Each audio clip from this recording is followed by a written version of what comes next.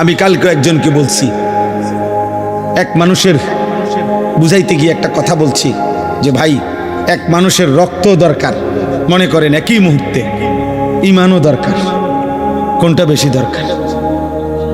রক্তের অভাবে মৃত্যু হবে, ঈমানের অভাবে জাহান্নাম। রক্ত না পেলে কি হবে? মৃত্যু হবে, কিন্তু ঈমান না পেলে জাহান্নাম। কোনটা বেশি দরকার? ঈমান বেশি দরকার। ঈমান বেশি দরকার যুবক, আখিরাত বেশি দরকার। আল্লাহ তাআলা বলেন আযাব আসবে বন্ধু, বলে দেন নিশ্চিত কেউ ঠেকাইতে পারবে না। সেই দিন চূড়ান্ত, যে দিনের দৈর্ঘ্য হাসরের দিনের একদিন 50,000 বছর। খামখেয়ালি মনে হয় 50,000 বছর। 50,000 বছর, এ কথা কল্পনা করলো তো মাথা ঘুরার কথা। এ কি একদিন দুই দিন? এই 50,000 বছরের লম্বা শুধু আখেরাত, জাহান্নাম তো এর পরে বেটা। জেলখানার মধ্যে দুই ধরনের আসামি থাকে। এক ধরনের আসামিকে বলে হাজতি, আরেক ধরনের আসামিকে বলে কয়েদি। অর্থাৎ মামলা যখন হিয়ারিং চলে, শুনানি চলে, তখন যারে জেলে থাকে তারে বলে হাজতি। আর মামলার রায় হয়ে গেলে এরপরে যেই জেলখানায় থাকে ওরে কি বলে? কয়েদি বলে। ওরে কয়েদি বলে। তো জাহান্নামের আযাব তো পরে, শুধু হাসরের ময়দানের আযাব যখন শুরু হবে তো সেইটারই সর্বনিম্ন মেয়াদ 50,000 বছর। হাজতি অবস্থায় আযাবের মেয়াদ কতক্ষণ? এরপরে তো রায় হবে, এরপরে না বিচার হবে, ফায়সালা হবে, এরপরে না জাহান্নাম। সেটা তো অনন্তকাল। সেটা কি? অনন্তকাল। আল্লাহ আমাকে মাফ করে দেন। ফাসবির সাবরান জামিলা। আল্লাহ বলেন অতএব বন্ধু, যে যা বিদ্রুপ করুক, ঠাট্টা করুক, আপনি সবর করেন, আপনি ধৈর্য ধারণ করেন, আপনি বলতে থাকেন, শুনতে থাকেন, আপনি গোলামি করতে থাকেন, আমি আল্লাহর দিকে ডাকতে থাকেন, আমার ইবাদত করতে থাকেন, আমার বান্দাদেরকে বলতে থাকেন ইন্নাহুম ইয়ারাউনাহু বাঈদা ওয়া নারাহু করিবা। আল্লাহ বলে প্রত্যেকটা নাফরমান, বেঈমান, পাপী আখিরাতকে অনেক দূরে মনে করে, অথচ আমি আল্লাহ একদম কাছেই দেখি। নাফরমান মনে করে আখিরাত অনেক দূরে, আল্লাহ বলেন আমি তো দেখি আখিরাত একদম কাছে। ইকতারাবাতিস সাআতু ওয়ানশাক্কাল কামার ইকতারাবা লিন-নাসি হিসাবুহুম। আল্লাহ বলে বান্দা হিসাবের সময় তো কাছে, কাছে না দূরে। নবীজি বলেন উম্মত, আমি মুহাম্মদ আর কিয়ামত এই দুই আঙ্গুল যেভাবে পাশাপাশি এমন কাছাকাছি। বুইস্তু আনা ওয়াস সাআতু কাহাতাইন, এমন পাশাপাশি। হ্যাঁ, তাইলে আখিরাত দূরে নয়, আখিরাত কাছে। তদুপরি আরেক ব্যাখ্যা হলো, কেউ যদি এটা বোঝে, মনে করেন ইসরাফিল ফু দিতে আরো 500 বছর বাকি, আচ্ছা ধরলাম 5 লক্ষ বছর বাকি, মনে করেন আরো 5 কোটি বছর পরে ইসরাফিল ফু দিবে, আমনে ওই পর্যন্ত থাকবেননি। তো আমনে মরে গেলে এরপরে পৃথিবী থাকলেই কি, না থাকলে কি? আমনে তো নাই। বুঝেন নাই কথাটা? আমার মৃত্যুর পরে যদি বাংলাদেশের সব মানুষ চাঁদের দেশেও গদ্দুয়ার করে, মঙ্গল গ্রহে চলে যায়, আমার কি? তাহলে আমার মৃত্যুই তো আমার আখিরাত। আমার মৃত্যু হইল তো আমার আখিরাত শুরু হয়ে গেল, কারণ আমি তো আর ইউটার্ন করব না, আমি তো আর রিটার্ন পৃথিবীতে আসতে পারবো। ইন্নাহুম ইয়ারাউনাহু বাঈদা ওয়া নারাহু করিবা। ওরা মনে করে আখিরাত দূরে, আমি দেখি কাছে। ইয়াউমা তাকুনুস সামাউ কাল মুহল। আল্লাহ বলে বন্ধু, ইসরাফিল যেদিন ফু দিবে, এই পৃথিবী যেদিন ধ্বংস হবে, কিয়ামত যখন শুরু হবে, আল্লাহ বলেন তামা কিংবা সীসা যেমন জ্বলন্ত আগুনের মধ্যে গলাইলে গলে গলে পড়তে থাকে, আল্লাহ বলেন 7 আসমান ইসরাফিল ফু দিলে গলিত তামার মতো গলে গলে পড়তে থাকবে। ওয়াতাকুনুল জিবালু কালইহন, রব্বুল আলামিন বলেন তুলা যেইভাবে লেপ তোষকের তুলা যেমনি বানাইবার আগে ধুনায়, লেপ তোষক বানাইবার আগে তুলা ধুনায়, বুঝেননি? মেশিনে কিংবা বাইরে এগুলার কি করে ধুনাইতে হয়। এই ধুনাইন্না তুলা যেরকম বাতাসে উড়াই দিলে সব উঠতে থাকে, আল্লাহ বলে পাহাড়গুলো এরকম ধুনানো তুলার মতো উঠতে থাকে। ওয়ালা ইয়াসআলু হামিমুন হামিমা ইউবাসসিরুনাহুম।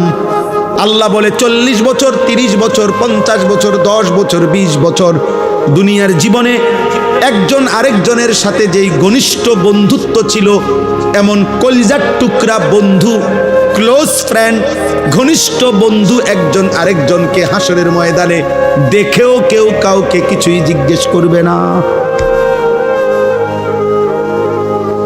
ওয়ালা ইয়াসআলু হামিমুন হামিমা, কলিজার টুকরা বন্ধু, 24 ঘন্টা 40 বছরের বন্ধুত্ব। আল্লাহ বলেন ইউবাসসিরুনাহুম, একজন আরেকজনকে দেখেও কেউ কাউকে কিছুই জিজ্ঞেস করবে না। এজন্য দোস্ত, বন্ধু নামের যারা তোমারে আল্লাহ চিনায় না, ওরা ধোঁকা, ওরা তোমারে ধোঁকা। যার সাথে তুমি 10 বছর নারী ছবি দেখছ, মদ জুয়া খেলছ, মদ খাইছ, যার সাথে গোটা 5টা বছর যৌবনের রং তামাশার ফুর্তি করছ, হাসরের দিন সে তোমাকে ভালো মন্দ কিছুই জিজ্ঞেস করবে।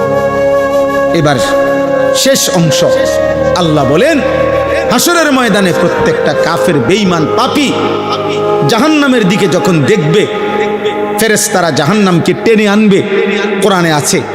আর জাহান্নামী নাফরমান দেখে একটা চিৎকার দিয়া হাসরের মাঠে আল্লাহকে বলবে, আয় মাওলা, আজকে আমার সমস্ত সন্তান তাদের সকলকে জাহান্নামে দেন, আমারে বাঁচায় দেন। আমার স্ত্রীকে জাহান্নামে দেন, আমারে বাঁচায় দেন। আমার ভাই বোনদেরকে জাহান্নামে দেন, আমারে বাঁচায় দেন। আমার গোষ্ঠী বংশের সমস্ত লোককে জাহান্নামে দেন, আমারে বাঁচায় দেন। এই পৃথিবীর সমস্ত মানুষ যারা হাসরের ময়দানে দাঁড়িয়ে আছে, আল্লাহ সকলকেই জাহান্নামে দিয়ে হলেও আমারে বাঁচায়। এই যে খোদার কসম, এটা কোরআন শরীফের আয়াত।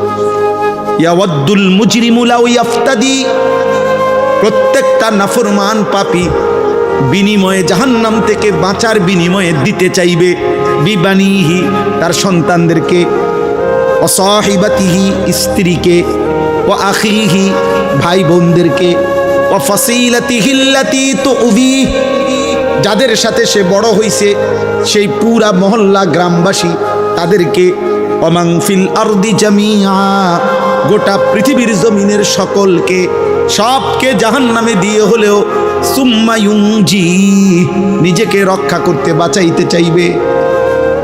তাফসীরের মধ্যে আছে মূসা নবীর মতো নবী বলবে, আল্লাহ আমি কাউকে চাই না, নিজেকে বাঁচাইতে চাই। তো নাফরমান কি মনে করবে?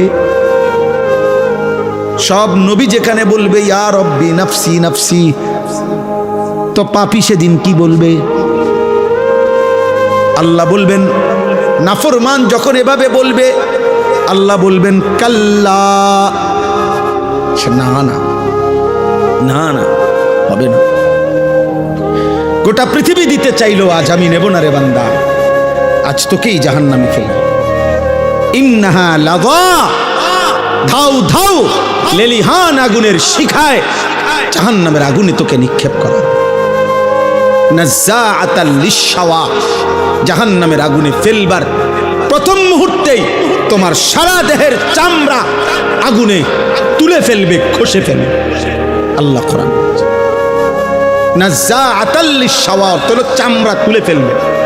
আমরা যেমন দুনিয়াতে কারো প্রতি রাগ করলে আমরা এটা কথার প্রসঙ্গে আমরাও বলি, এমন ফিড আপ দিব, একদম চামড়া উঠে এলাম।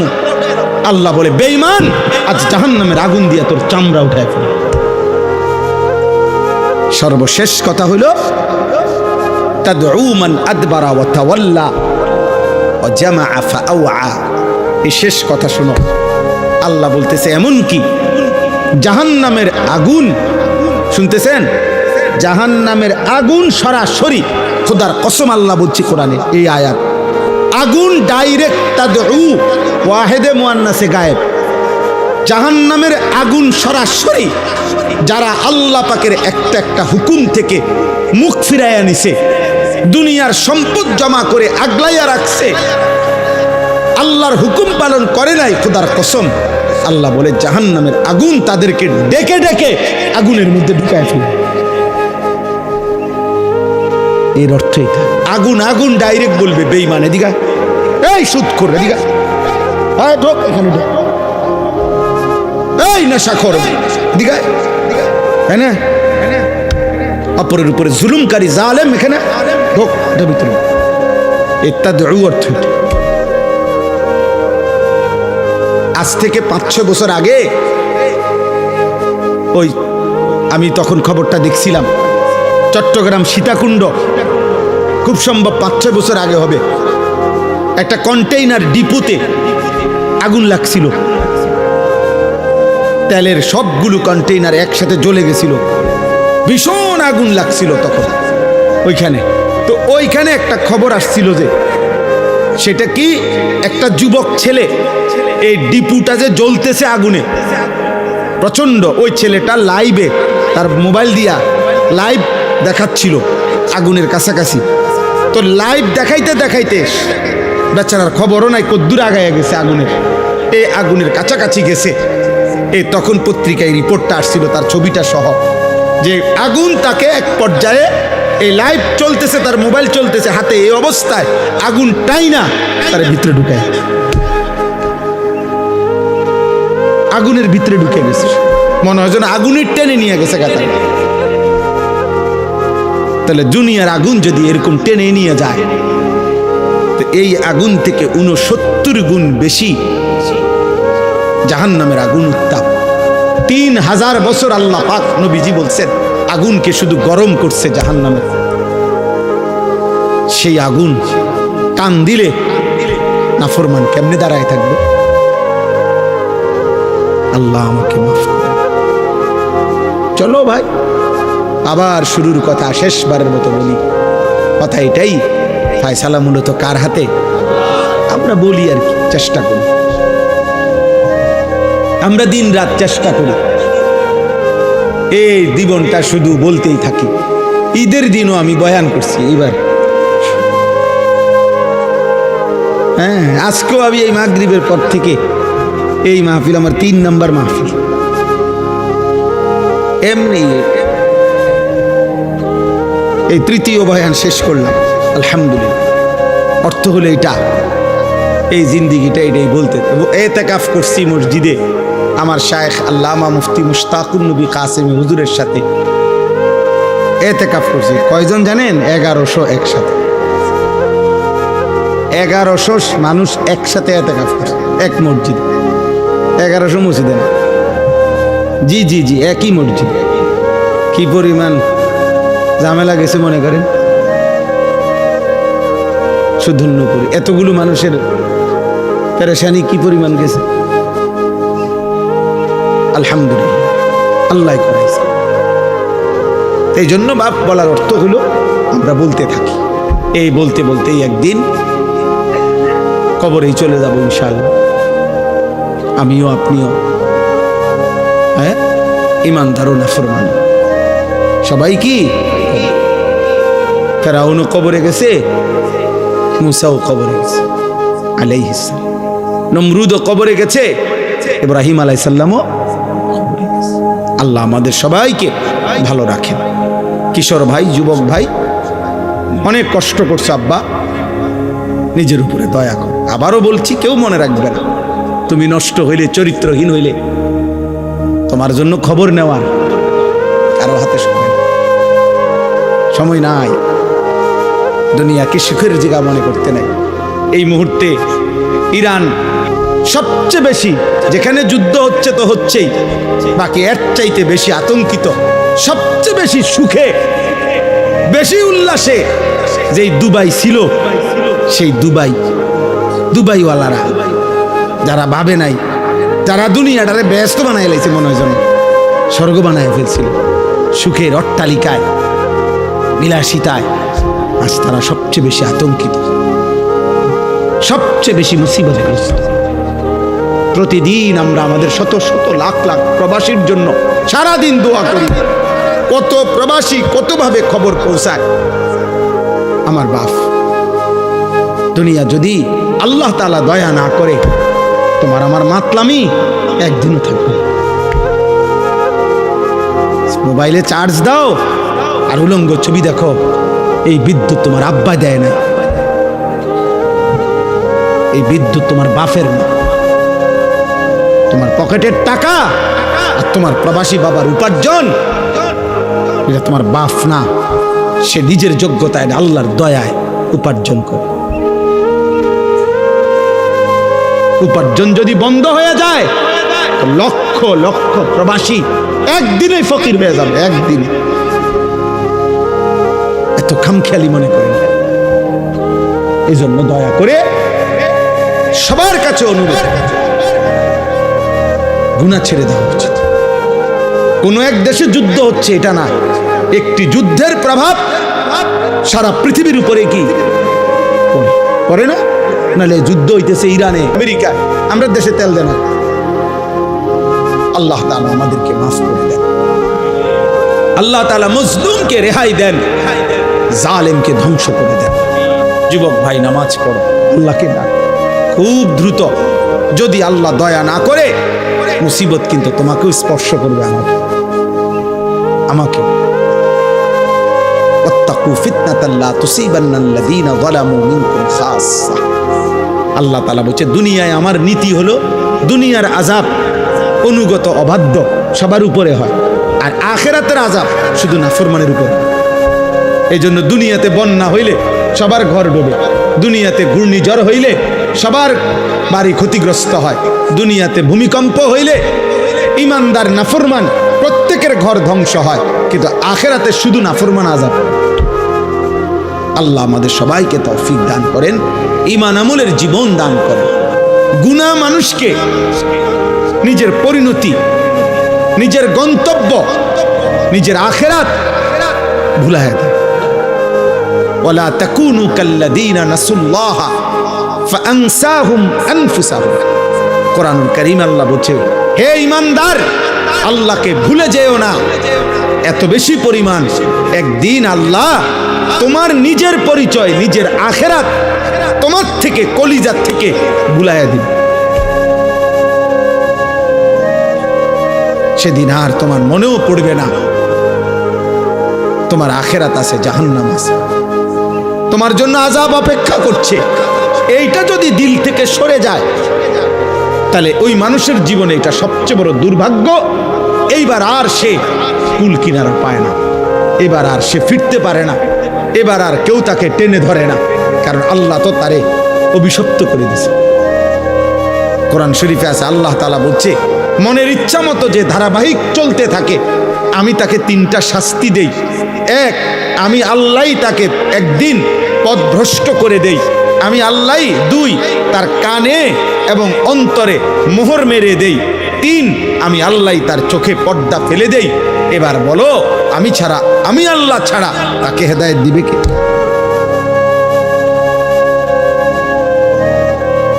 এই জন্য মূলত তো বক্তা বলেন, ওয়াইজ বলেন, ইমাম বলেন, পীর বলেন, বুজুর্গ বলেন, আউলিয়া বলেন, সাহাবা বলেন, এমনকি নবী বলেন, এমনকি সাইয়্যিদুল আম্বিয়া, আমাদের নবী, আখিরি নবী, শ্রেষ্ঠতম নবী, সমস্ত নবী, রসুল, আউলিয়া, পীর, বুজুর্গ, উলামা, কারো হাতে চূড়ান্ত হেদায়েত নাই। হেদায়েত চূড়ান্ত শুধুই আল্লাহর হাতে। শেষ ফয়সালা মূলত কার হাতে? আল্লাহর হাতে। বিষয়টা বড় সাংঘাতিক।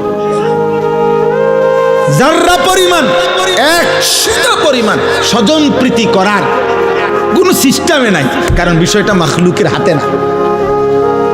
কোন সৃষ্টির, সেই সৃষ্টি যত দামি হোক, 12 বৎসর বয়স থেকে 50 বছর নবীজির, এই 38 বছর এক টানা আবু তালেব নবীজির অভিভাবক ছিল। নবীজিকে আগলাইয়া রাখছে, আদর করছে। নবীজি সাল্লাল্লাহু আলাইহি সাল্লামের বয়স যখন 12, তখন আব্দুল মুত্তালিব আবু তালেবের হাতে নবীজিকে তুলে দিয়ে গেছে। আর নবী সাল্লাল্লাহু আলাইহি সাল্লামের বয়স যখন 50, তখন আবু তালেবের ইন্তেকাল হয়েছে। তাহলে মোট 38 বছর।